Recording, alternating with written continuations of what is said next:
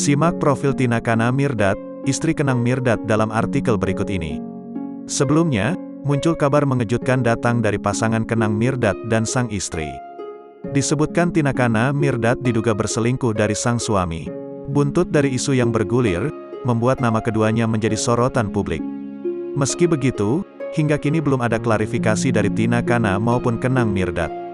Atau bahkan dari keluarga Kenang Mirdad, Nana dan Naysila Mirdad. Memiliki nama asli Tina Dwi Jayanti, ia merupakan perempuan kelahiran Jakarta, tanggal 29 Januari tahun 1990. Tina Kana kemudian memutuskan untuk menikah dengan Kenang Mirdad, 12 tahun lalu. Baik Tina Kana maupun Kenang Mirdad tak menyangka telah berumah tangga hingga belasan tahun. Ditelusuri melalui Instagram @tinaana_mirdad, ia sempat meminta kado pada sang suami.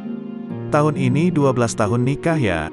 Jangan lupa kado, tulis Tina Kana. Sementara, Kenang Mirdad membagikan potret saat mengenakan pakaian berwarna senada.